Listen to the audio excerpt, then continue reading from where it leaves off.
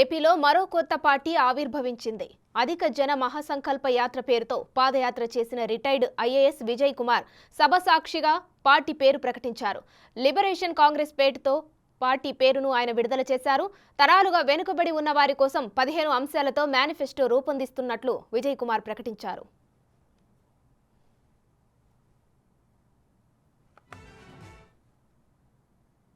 నరహత్యలు ప్రోత్సహిస్తూ డెడ్ బాడీని door delivery చేస్తున్నటువంటి హంతకులను మీ పక్కన కూర్చోబెట్టుకుని నా ఎస్సీ అని మీరెలా అంటారు? ప్రాణాలు హరిస్తున్న వారిని నా అనడం ఏ సంస్కృతి?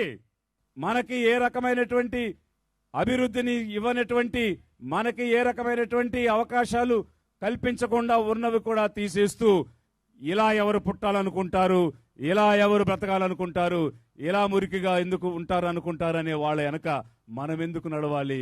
రాజ్యాంగం ఇచ్చినటువంటి అవకాశాలు ఏది కూడా ప్రత్యేకంగా చేయకుండా, వారికి ఏ రకమైనటువంటి ప్రత్యేకమైనటువంటి పథకాలు తీసుకురాకుండా, వారికి ఏ రకమైన ప్రత్యేక రాయితీలు ఇవ్వకుండా కార్పొరేషన్లు మాత్రం పెట్టి, ఆ కార్పొరేషన్లు 56 అయినా 100 అయినా విధులు లేని నిధులు లేని కార్పొరేషన్లు ఏర్పాటు చేయడం వల్ల ఏ రకంగా ఓబీసీల కోసం పనిచేసినట్టు అవుతుంది?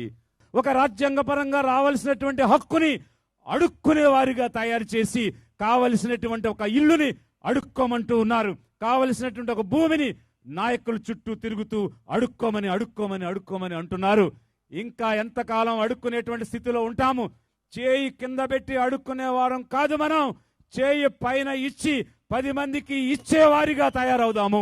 ఎవరికి తీసిపోకుండా, ఎవరికి తగ్గు కాకుండా ఇంతవరకు చేసినటువంటి పాలనను మించి గొప్ప పాలన మనం అందించగలం. పేదలతో ప్రభుత్వాన్ని మనం ఏర్పాటు చేస్తే, ఈ పేదలు ఏర్పాటు చేసే ప్రభుత్వం ద్వారా ఈ 76 సంవత్సరాల్లో జరిగిన పాలనను మించి తల దన్నే విధంగా మన ప్రతిభతో పాలించేటువంటి అవకాశం మనం సాధించుకుందాం.